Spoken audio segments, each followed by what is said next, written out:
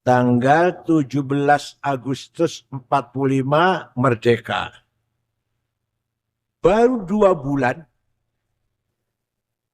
Agustus 13 hari kan ya, sampai Oktober, sampai September, Oktober. Mendengar berita bahwa akan ada pasukan namanya NICA, Netherlands Indies apa? Administration. Mereka tujuan ke sini katanya mau mencari orang-orang Belanda yang tersisa di penjara-penjara di sini yang dipenjara oleh Jepang. Datang mereka itu. Ternyata mereka datang dengan membawa senjata berat. Sampai pesawat tempur. Maka Bung Karno dan Sudirman, Pak Hatta, tidak mungkin. Kalau hanya ingin mencari tahan-tahan Belanda di penjara-penjara bekas Jepang, nggak mungkin. Ini sudah bawa senjata berat, pasti tujuannya lain. Bukan itu. Maka musyawarah. Kayak gimana nih? Tentara ngelawan. Aduh, maaf. Tentara baru istirahat. Baru 2 bulan. Capek suruh perang lagi. Jadi gimana? Intifadah. Dikeroyok oleh rakyat. Pakai bata, batu, kayu, ketepel. Namanya intifadah bahasa Arabnya. Bukan perang, bukan. Intifadah. Keroyok. Oke, setuju. Intifadah. Tapi yang bisa menggerakkan masyarakat supaya intifadah siapa? Yang suaranya didengar. Ayo cepat yuk. Orang semua ikutin siapa? Nah, Kiai Haji Hashim Asy'ari. Itu pasti didengar suaranya. Maka Bung Karno, Pak Hatta, dan Sudirman mengutus orang menghadap Kiai Hashim Asy'ari di Tebuireng, menyampaikan salam 3 pemimpin nasional, dan pertama menanyakan tentang hukumnya membela tanah air. Paham tanah air betul? Paham tanah air betul? Lemah karo banyu. Iya, yang dibela lemah karo banyu, bukan agama, bukan. Lemah karo banyu yang dibela, bukan agama. Kiai Hashim Asy'ari mengumpulkan kiai-kiai dari Banten, Menes, Pandeglang, Kiai Abdurrahman, dari Jakarta, Betawi, Guru Marzuki Cipinang, dari Bogor, Abdul Hamid Ajengan Pagentongan, dari Cirebon, Kiai Abbas Buntet, Kiai Satori Arjayunangun, Kiai Amin Babakan Ciwaringin, dari Semarang, Kiai Ridwan Lasem Bamasum, Kudus Raden Asnawi Kudus, Cepu Kiai Ihsan, kumpul sedaya datang, Mahfud Siddiq segala macam dari Jember, kumpul di Tebuireng tanggal 20 Oktober. Akhirnya musyawarah, keputusannya sepakat kiai-kiai, fatwanya membela tanah air fardu ain. Setiap orang wajib kalau sholat. Gede cilik, tuan nom, pinter bodoh, sugih melarat, kau wajib bela tanah air. Karena itu mempertahankan hak kita. Maka diulang lagi penegasan Kiai Hashim Asy'ari, hubbul watan minal iman, nasionalisme bagian dari teologi. Anda nasionalis harus beriman pada Tuhan, harus bertuhan. Anda bertuhan beragama harus nasionalis. Satu-satunya ulama di dunia yang menggabungkan antara teologi dan nasionalisme, hanya Kiai Hashim Asy'ari. Di Timur Tengah betul nonton. Di negara Arab gak ada, percaya lu lah, lu lawas Timur Tengah lah, lu lawas 13 tahun setengah. Di Timur Tengah tidak ada. Kalau ulama bicara Islam saja. Yang pemerintahnya Jamal Nasir, Anwar Sadat, Hafid Asad, Saddam Hussein, Habibur Gaibah, Jamal Ja'far Numeri, Muammar Gaddafi, Abdul Salam Jalud. Hanya bicara nasionalis saja, kemudian bicara agama. Yang agama saja, yang nasionalis saja. Di Indonesia satu-satunya tokoh Islam Kiai Hashim Asy'ari yang menyatukan, tidak membeda-bedakan antara semangat berjuang membela agama dan semangat berjuang membela negara. Wajib. Bela agama wajib, fardu ain, bela negara ya wajib fardu. Faman mata li ajli watanihi mata syahidan. Barang siapa mati karena membela tanah air, syahid. Bodoh kalau membela agama. Ya Allah. Barang siapa berkhianat kepada tanah airnya, jadi secunguknya Belanda, secunguknya Jepang, halal damu. Boleh dibunuh. Tapi nggak mengkafirkan. Masing-masing betul-betul kafir ke wong. Tapi dibunuh boleh.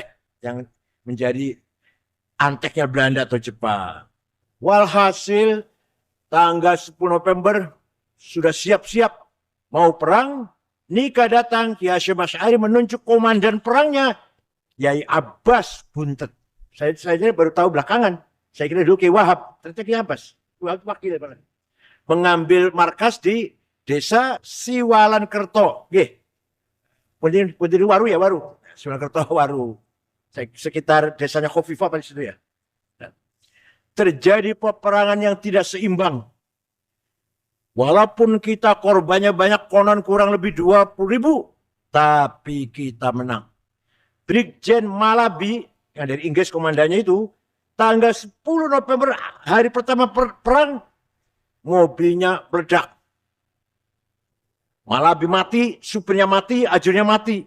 Yang masang bom bukan tentara, santri Tebuireng, namanya Harun. Sayang Harun orang Melayu. Malah pengen hasilnya 3 mercon. Mati bareng akhirnya Harun juga. Mati syahid Harun itu. Diganti oleh penggantinya Brigjen Mansrah. Hari itu juga mati lagi. Mansrah itu. Walhasil kita menang. Dan konon katanya kayak Abbas Buntet bisa menjatuhkan 3 pesawat. Pakai apa? Pakai biji tasbih. Pas pesawat datang mau ngebom, dipatahkan satu biji tasbihnya, dilempar, pas kebetulan mesinnya rusak, jatuh. Datang lagi mau ngebom lagi, patah lagi, pas pilotnya mabok minum arak lah, jatuh. Yang ketiga, bahan bakarnya habis, jatuh. Walhasil, percaya monggo, betul-betul nopo. Kayak Abbas Buntet Cirebon bisa menjatuhkan 3 pesawat tempur. Percaya betul. Nah, salah satu biji tasbihnya itu dihadiahkan kepada Gus Dur ketika muktamar Cipasung oleh Ki Abdul Abbas di Hotel Sheraton kamar 218 ya, 218. Tapi Intel tahu. Ya Allah, Abbas dipanggil sampean ngasih batu anti peluru pada Gus Dur di kamar ini jam sekian malam. Hebat. Itu hebat. Itu muktamar Cipasung itu. Alhamdulillah. Walhasil itulah jasa besar, andil besar para kiai ulama, terutama Hadratus Syekh Kiai Hasyim Asy'ari dan kiai-kiai yang lain. Seandainya kalah, sejarah akan berubah. Kemerdekaan bukan 17 Agustus, tanggal berapa? Mundur itu. 1945 kalau kita kalah. Nah, terus ketika rapat BPUPKI, sebagian umat Islam menghendaki apa? Negara Islam. Yang non Muslim dari Indonesia Timur nggak setuju. Setuju negara Islam. Kalau dipaksakan negara Islam, kami keluar dari Indonesia. Ada 7 kata piagam Jakarta dengan berkewajiban menyelesaikan Islam bagi para pemeluknya. Kiai Wahid Hasyim bapaknya Gus Dur pulang ke Tebuireng. Waktu belum ada WA, belum ada SMS. Pulang ke Tebuireng. Menceritakan masalah kepada bapaknya Ki Hasyim Asy'ari. Ki Hasyim jawab, "Saya tak sholat dulu ya, nanti malam tak sholat. Besok pagi saya jawab." Malamnya sholat, besoknya jawab, "Wahid, kembali ke Jakarta. Saya setuju 7 kata dicoret." Kenapa? Yang penting Indonesia kuat dulu, bersatu dulu, kuat dulu, kokoh dulu. Di atas tanah air yang kuat itulah kita dakwah. Masjid, pesantren, madrasah, istighosah, sholawatan di atas tanah air yang kuat. Nah, itu benar sekali Mbak Hasyim itu. Coba Afghanistan, begitu lawan Soviet rame-rame, Soviet kalah lari, setelah bebas dari Soviet, bukan Islam, nasionalis, perang saudara. Negara Islam gak kecapean, korban sangat banyak di Afghanistan. Begitu pula Somali, begitu pula Libya. Dengan terbunuhnya Muammar Gaddafi, sampai sekarang belum stabil. Sudah berganti-ganti presiden, tak berapa puluh orang, ganti-ganti terus. Walhasil, kita punya kelebihan. Kenapa? Kita sudah mempunyai prinsip hubbul waton minal. Di Timur Tengah nggak ada. Di negara Arab betul nonton. Jargon itu betul nonton. Itulah jasanya Kiai Haji Hasyim Asy'ari. Oleh karena itu, Kiai Hasyim Asy'ari dianggap pahlawan nasional. Coba, ulama pahlawan nasional. Kiai Hasyim juga pahlawan nasional. Ulama pahlawan nasional. Tinggal Gus Dur. Gus Dur kita perjuangkan. Kiai Wahab juga ulama pahlawan nasional. Kiai Zainal Arifin, mantan Perdana Menteri zaman Bung Karno, ulama pahlawan nasional. Siapa lagi? Kiai Asad ya. Kiai Asad pahlawan nasional. Pak Idham Khalid yang gambarnya ada di uang 5.000 itu. Itu juga ulama, pahlawan nasional. Di Timur Tengah nggak ada. Yang mujahid, fiddin mujahid mawon. Yang nasional mawon. Di kita, satu orang ulama dan pejuang nasional. Kiai Hasyim Asy'ari jauh sebelumnya tahun belasan. Waktu itu pemerintahan Islam masih dipegang khilafah. Sentralistik di Turki. Namanya Utsmaniyah atau Ottoman. Tapi waktu itu tahun belasan, Ottoman khilafah Utsmaniyah, la haula wala quwata. Semua wilayahnya dijajah oleh penjajah. Irak, Mesir, jajah Inggris. Sudan, jajah Inggris. Suriah, Lebanon, Tunis, jajah Prancis. Libya, jajah Itali. Indonesia, Belanda. Kiai Hasyim Asy'ari sudah waskito. Ini nanti khilafah akan bubar nih. Khilafah akan bubar nih. Kalau nanti khilafah itu bubar, maka akan berdiri negara sendiri-sendiri. Kalau sudah berdiri negara sendiri-sendiri, negeri Jawi ini jangan sampai negara yang sekuler. Kalau bahasa sekarang sekuler. Bahasa waktu itu apa ya? Negara yang tidak beragama lah. Maka itulah asal-usulnya Kiai Hasyim Asy'ari mengeluarkan hubbul waton minal iman. Betul. Tahun 1924, Khalifah Utsmani Abdul Majid dilengsarkan oleh Mustafa Kamal Atatürk. Berdiri negara Turki modern, nasionalis, sekuler. Pakai kopiah putih nggak boleh. Dalam masjid boleh, di luar nggak boleh. Pakai gamis nggak boleh. Nama nggak boleh Arab ke Arab-Araben. Apa? Misalkan Recep Tayyip. Nggak boleh Recep Tayyip itu Arab itu. Khadijah Cetice. Ali Alija. Apa lagi? Muhammad Mehmet. Walhasil itu kan kalau Muhammad bahasa Arab, kita bukan orang Arab katanya. Dia orang Turki bukan orang Arab.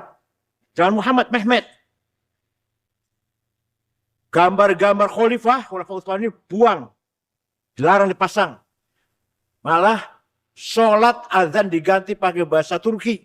Itu di Ankara, di Istanbul enggak. Di Ankara ibu kota, membedakan ibu kota dari Istanbul ke Ankara, azan tidak boleh bahasa Arab, bahasa Turki. Ya Allah maha besar gitu. Kemudian gamis, kopiah putih gak boleh dipakai di luar. Kalau dalam masjid boleh. Jadi orang kalau sholat masjid pakai gamis, setelah sholat ditinggal masjid. Itu sekularisasi. Kementerian Auqaf dan Kementerian Haji dibubarkan. Orang mau pergi haji silahkan, enggak silahkan. Negara tidak memfasilitasi Turki itu. Dari tahun 24 sampai tahun 75. Seperti itu. Nah, wilayah-wilayah gimana nih? Ini Turki merdeka Turki. Yang lain wilayahnya gimana? Irak, Suriah, Mesir, Sudan, Tunis, Aljazair, Libya. Gimana itu? Terserah karep-karepmu kono. Khilafah bubar. Umat Islam di bawah penjajah. Tidak ada komandan sama sekali. Pertama kali ada partai politik Arab adalah partai politik Ba'ath. Sosialis sekuler. Pendirinya orang beragama Kristen Ortodok dari Damaskus. Namanya siapa? Mitchell Aflaq. Mitchell Aflaq membentuk partai politik untuk melawan penjajah. Lahirlah partai politik Ba'ath mengkader pemuda-pemuda Arab dari Irak, Karim Qasim, Saddam Hussein, Hasan Bakar, dari Suriah, Hafid Asad, dari Mesir, Ibnu Urabi, Zaglul, Jamal Nasir, Muhammad Najib, dari Sudan, Jafar Numeri, dari Libya, Abdul Salam Jalud, Muammar Gaddafi, pompa semangat merebut kemerdekaan tanah air, melawan penjajah. Semangatnya itu. Jadi beda. Apa bedanya? Kalau kita hubbul waton iman, bukan hanya karena ingin melawan penjajah. Bahasa Asy'ari Hubulatul Iman bukan hanya karena ingin melawan penjajah. Kalau ini Arab ini hanya karena ingin melawan penjajah, ingin memumpahkan semangat lawan penjajah dengan semangat nasionalisme. Ringkas cerita, lahirlah partai politik sekuler. Sekuler. Nggak bahas agama, nggak peduli agama. Agama Islam tidak peduli. Itulah. Pendirinya namanya Mitchell Aflock itu adalah menantunya Golda Meir. Golda Meir itu apa? Perdana Menteri Israel pertama. Menantunya. Setelah itu baru ulama sadar. Orang lain bikin partai, masa kami nggak bikin partai? Bikin.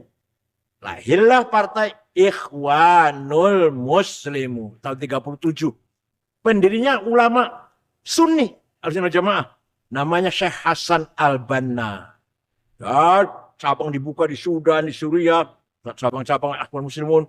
Ayo kita bangkit, kita melek, kita sadar, kita melek dong. Jangan lempem lah gitu. Tahun 41 ada pemuda Ikhwan Banser, kalau kita Banser barangkali, membunuh Perdana Menteri Mesir. Yang dibunuh namanya An-Najrasi. Hasan Banna marah sambil menangis. Bukan begini cara berjuang. Bukan seperti ini kamu radikal dan teroris. Cara berjuang Islam. Bukan ini yang saya maksud. Akhirnya betul. Kamu itu bukan bunuh Najrasi. Bunuh saya kamu itu. Tidak lama tahun 44 Hasan Banna terbunuh. Hasan Banna terbunuh gantinya. Makanya hati-hati kalau cari ganti. Cari ganti hati-hati. Paham betul? Cari ganti ketua itu juga hati-hati. Paham betul? Gantinya Said Qutb. Said Qutb bukan Al-Azhar. Cairo University. Bukan ulama. Jurnalis. Wartawan. Tapi alim sih alim. Beliau punya ide besar. Gagasan besar. Apa?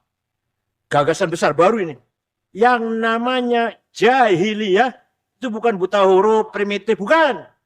Jahiliyah adalah An-nidhamus siyasi ghair nidhamil islami. Sistem politik yang bukan dari Islam, jahiliyah. Jadi apa itu? Komunisme, jahiliyah. Sosialisme, jahiliyah. Sekularisme, jahiliyah. Nasionalisme, jahiliyah. Ini karena datangnya bukan dari Islam. Memang iya. Nasionalisme itu datang dari Perancis. Namanya Ernest Renan. Orang pertama kali punya ide nasionalisme. Dalam bukunya ditulis tahun 1895, What is in Nation. Jadi, nasionalis itu gagasan orang luar, bukan dari Islam, bukan.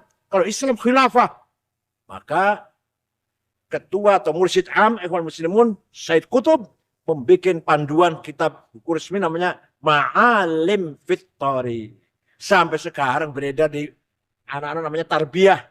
Katanya kalau di UIN sedikit, yang banyak di UB ya, terus ITS, banyak ITS, Undip, banyak, UI, EPB, ITB, sekarang agak reda sih, mengkaji bukunya Said Qutb, tadi Ma'alim Fit-Thari tadi, namanya kelompok Tarbiyah. Tahun 65 mencoba berontak, kudeta, ingin menggulingkan Presiden Jamal Nasir, gagal, tangkap, semua dibunuhin, orang 6 digantung di Tahrir Square. Said Qutb, Syarif Muhandis, Fuad Muhandis, siapa lagi ya, banyak lah. Walhasil Hasan Hudaybi digantung, ditonton oleh rakyat di Tahrir Square. Ikhwan dibubarkan. Ikhwan dibubarkan. Lahir yang lebih radikal lagi. Lebih radikal lagi. Namanya Jamaah Takfir wal Hijrah. Jamaah Takfir wal Hijrah tahun 69. Pimpinan namanya Syukri Ahmad Mustafa. Ini lebih jahat lagi nih. Semua orang kafir kecuali kami yang gak kafir. Syekhul Azhar, Turki Sufiyah, Hufadzul Quran, kafir semua. Kalau nggak perjuangkan khilafah. Itulah namanya Jamaah Takfir wal Hijrah. Mereka berhasil pertama membunuh wartawan senior namanya Yusuf Sibai. Kedua, membunuh menteri agama, menteri haji namanya Dr. Husain Al-Zahabi. Puncaknya tanggal 3 Oktober 81 membunuh Presiden Muhammad Anwar Sadat. Anwar Sadat meninggal, gantinya Husni Mubarak. Husni Mubarak melarang takfiri, berantas, bunuh semua, kejar. Nggak habis-habis. Sembunyi di Sinai, sembunyi padang pasir gurun Sinai. Bahkan ada tokohnya yang lari ke Afghanistan, namanya Aiman al-Zawahiri. Di Afghanistan ketemu dengan orang Saudi namanya Usamah bin Laden. Ketemu di situ. Maka Soviet lari, tinggal mendirikan organisasi namanya Al-Qaeda. Konon yang membiayain Raja Fahad berdirinya Qaeda ini 450 juta dolar. Tapi pelatih-pelatihnya semua dari Amerika. Walhasil itulah ringkas cerita. Ini ringkas sekali cerita ini, ringkas sekali ini. Di Afghanistan lah muncul gerakan-gerakan teroris, ada Al-Qaeda, Takfiri, ada Wahabi, ada Jabhat Nasrah, ada macam-macam. Ada ISIS belakangan. Kalau ISIS 1000% made in Israel. ISIS itu 1000% made in Israel. Pendirinya namanya Mus'ab Zarqawi. Umur 22 tahun, anak Jordan, domisili di Tel Aviv. Oh, makanya nggak pernah bunuh orang non-Muslim. Ini bunuh orang Islam terus kalau ISIS. Kalau Al-Qaeda, bunuh non-Muslim. Wah, konvoi tentara Amerika dibom. Itu Al-Qaeda itu, Osama bin Laden. Itu. Nah, dari Jawa Timur ada namanya Gus Amrozi, Gus Ali Gufron, Gus Mukhlas, Gus Ali Imron. Berangkat ke Malaysia, maunya nawaitunya apa? Kerja di kebun sawit. Sampai ke Johor, Malaysia, jumpa dengan Gus Abu Bakar Basir dan Gus Abdullah Sungkar. Pelarian dari Indonesia karena mau ditangkap menjadi NII. Negara Islam Indonesia, NII. Nah, ketemu. Akhirnya nggak jadi kerja di kebun sawit. 4 orang ini berangkat ke Afghanistan, dilatih ke bom, cara perangkat bom dan seterusnya lah. Terjadilah terorisme jaringan di Indonesia. Imam Samudra, kalau di Malangnya Salim bin Mubarak At-Tamimi, Malang itu Malang. Terus kalau Batang Dul Matin, kalau Pemalang Hisham Bawazir, Umar Patek namanya. Kalau Cirebon Saifuddin, Kuningan Saifuddin, Indramayu, Tegal Muhammad Ali.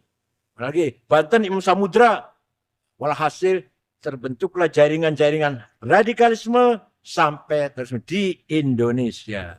Semuanya merupakan by design, by big design dengan khitah kubro dari non-Muslim, dari orang yang enggak senang dengan Islam. Fitnah muncul. Tanggal 9 November 2 gedung di Washington, New York, ditabrak dengan pesawat. Itu bukan runtuhnya gedung bukan dari tabrak pesawat. Masa pesawat runtuh sampai habis ke bawah, di bawah sudah dipasang bom. Pagi itu tidak ada orang Yahudi yang ngantor. Pagi itu nggak ada orang Yahudi yang ngantor, masuk kantor. Tahu akan terjadi.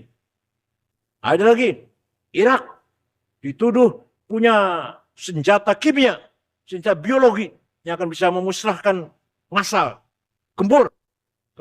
George Bush membentuk pasukan nasional, nyerang Irak. Alasannya apa? Alasannya ingin menghancurkan senjata Irak, yaitu bom kimia dan senjata biologi. Walhasil itulah semuanya adalah fitnah samar, gak jelas fitnah itu. Siapa benar, siapa salah, siapa dalangnya, siapa di belakang, di timur tengah tuh rawan, gak jelas siapa di belakangnya, apa tujuannya. Kayak demo kemarin, kayak demo tanggal 25 Agustus kemarin. Apa tujuannya? Bu. Kalau demo yang ini belakangan protes dan tersetuju lah, itu jelas tujuannya itu. Karena tujuan jelas. Kita bela kiai, bela pesantren, betul nggih? Ya Allah. Tapi mereka tidak senang santri sudah lama, bukan barang baru. Ya, dulu Masyumi Partai Islam jadi satu. Rois Akbarnya Ki Hasim, Akbarnya. Ketua umumnya Pak Nasir, Muhammad Nasir.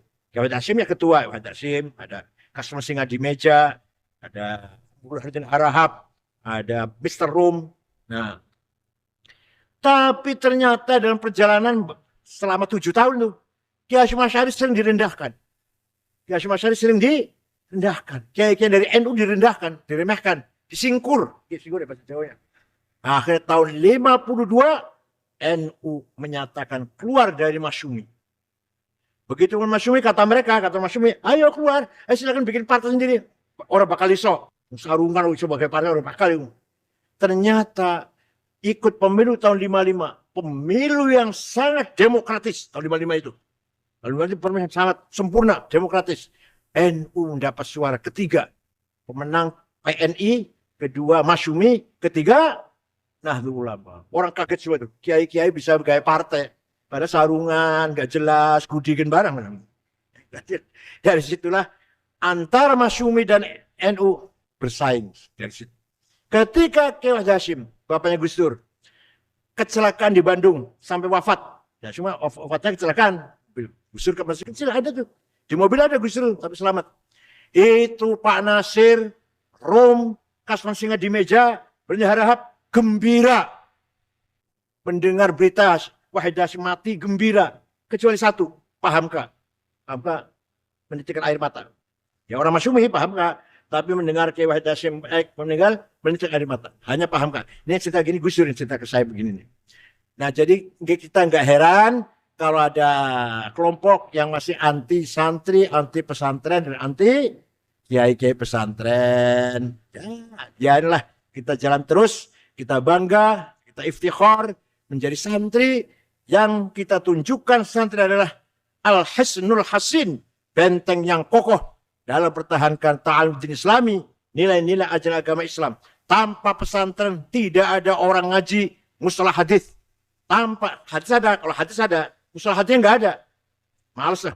Ngapain? Ini sahih, kenapa sahih? Ini dhaif, kenapa dhaif? Ini hasan, kenapa hasan? Males. Yang penting ngambil hadis dari kalender Rahul Bukhari selesai.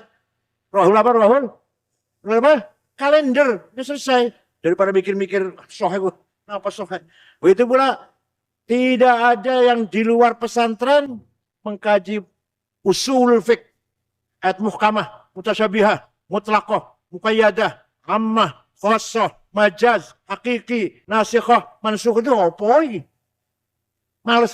Di luar pesan sudah nggak doyan. Itulah ilmu tajwid, ilmu qiraat, nggak ada yang doyan sudah. Padahal itu merupakan turas, khazanah yang berharga luar biasa. Bukan saya menghina. Silahkan tanya pada agama lain. Gereja misalkan. Romo, pendeta, panjenengan menawi maca Bible, Injil, wonten idhar idham iqab qol amat lazim matofi mboten nggih. Yo tanya. Jenengan nalika maca Taurat Injil itu ono idhar, idham, ikhfa, iqlab, qol mad lazim, matobi'i, huruf halak, huruf mat ada enggak? Jenengan menawi menceritakan cerita riwayat, ada nggak sanadnya? Kalau di kita Islam mau mengeluarkan hanya beberapa patah kata saja, la dororo wa la diror, sedikit ya. Itu dari siapa? Imam Bukhari. Dari siapa? Dari Nafi. Dari siapa? Dari Salim Maula Ibn Umar. Dari Umar. Dari Sayyidina Umar. Hanya kamu mengatakan satu patah kata udah. Hadis sahih antara guru dan murid ketemu, mutasil. Gurunya apalan, nggak pernah lupa. Thiqah. Yang ketiga, dobit. Yang ketiga sikoh, bisa dipercaya, gak pernah nyolong sendal di masjid, gurunya ini, itu baru sahih itu. Yang keempat adil, kurang satu, turun hasan, hadis hasan, kurang dua, dhaif. Dhaifnya apa? Mauquf, muqata', mursal, mu'allal, mu'adzal. Ya Allah, ini ilmu pesantren ini, ilmu santri ini, di pesantren nggak ada itu. Zaidut Tawil Abiyadu ibn Maliki fi baitihi bil amsi kana muttaqi biyadihi sayfun lawahu fatawa fadhi maqulatun ashrun sawa.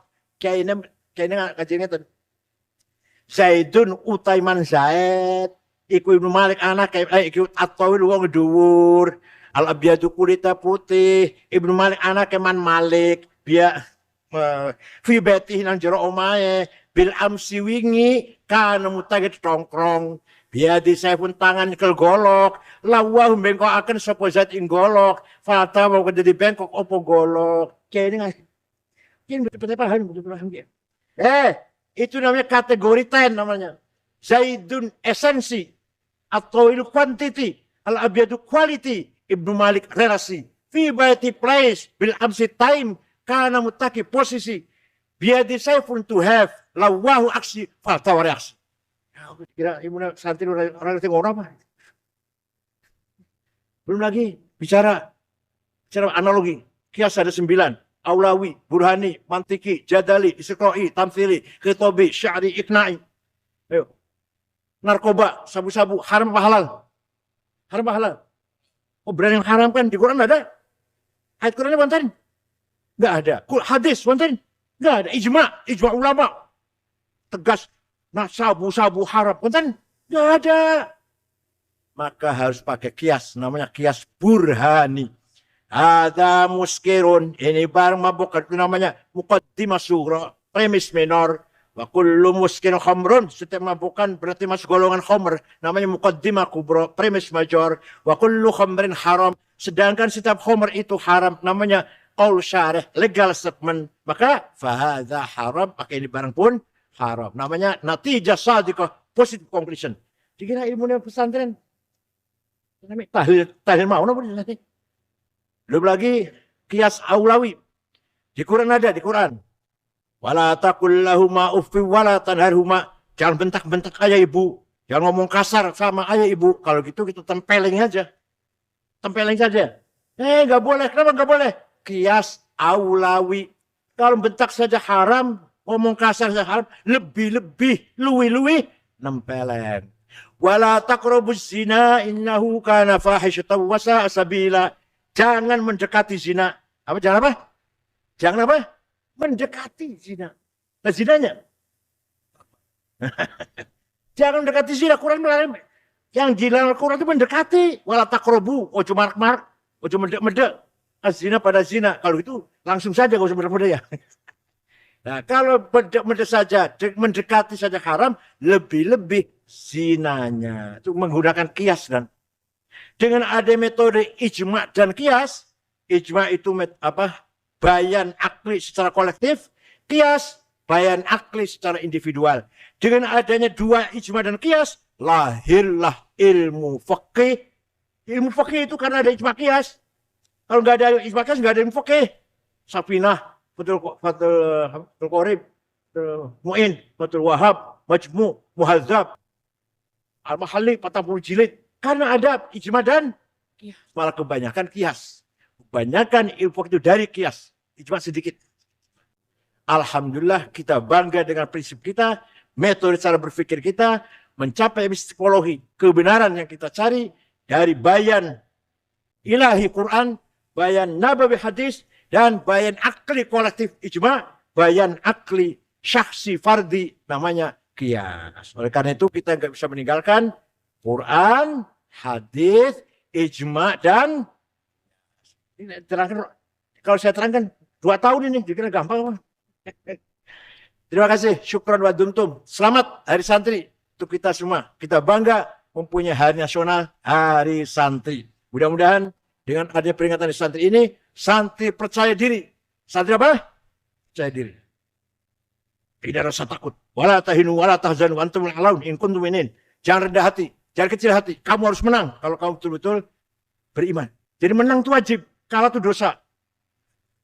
Wala tahinu jangan kalah. Wala tahzanu jangan rendah. Jangan di bawah. Wa antum a'laun. Kamu harus menang. In kuntum mu'minin. Jadi kalau kalah dosa. Menang wajib. Wal yakhshal ladzina taraku min khalfihim dzurriyyatan dha'afan khaufu 'alaihim. Jangan sampai mati meninggalkan anak yang melarat. Oleh karena itu kaya wajib. Melarat dosa. Tenang. Ini Quran yang ngomongin Quran aja. Walaqad katabna fi Zabur ba'da dzikr annal ardu ibadiyas solihun. Saya tetapkan dalam kitab Zabur bahwa kekayaan alam semesta ini nikel, batu bara, mangan, boksit, besi, tembaga, kuningan, batu bara, apalagi minyak, gas, emas, berlian di Indonesia ada semua ini. Uranium ada untuk hamba-hambaku yang soleh. Itu kita-kitaan. Ternyata orang Indonesia masih ketinggalan, gak punya dosa itu. Al-Quran perintahnya kita harus kaya. Kita harus apa? Wal yakhshal ladzina taraku min khalfihim min dzurriyyatin. Wal yakhshal ladzina taraku min khalfihim dzurriyyatan dha'afan. Ojo sampai mati meninggalkan anak cucu yang melarat. Kira-kira kita mati meninggalkan anak cucu yang kaya raya. Kita lihat nama orang kaya 50 orang. Nomor 1 Prayogo Pangestu. Nomor 2 Budi Hartono. Nomor 3 Sinarmas. Nomor 4 Antoni Salim. Nomor 5 Tanoto. Nomor 6 Khairul Tanjung. Tak golek wong NU Malang betul nonton. Samsuri apa? Jumadi, Solikin betul nonton. Nomor 39 Haji Muhammad Bayu yang punya taksi Bluebird. Nomor 40 Haji Rashid dari Kalimantan Tengah. Itu orang Islam tuh. Dari Khairul Tanjung yang punya Trans TV 7 ini. Umat Islam. Terus Muhammad Bayu dan Haji Rashid. Itu masih ketinggalan. Dosa betul, dosa betul. Dosa. Pinter wajib. Thalabul ilmi fardhatun. Nggih. Pinter itu wajib. Jadi kalau bodoh, itu dosa. Pinter wajib, bodoh dosa. Sugih wajib, larat dosa. Menang wajib, kalah. Syukran wa dumtum fil barakati wan najah. Wallahul muwaffiq ila aqwamit thoriq. Wal yatalattaf walau sya'ara nabikum ahada. Wassalamualaikum warahmatullahi wabarakatuh.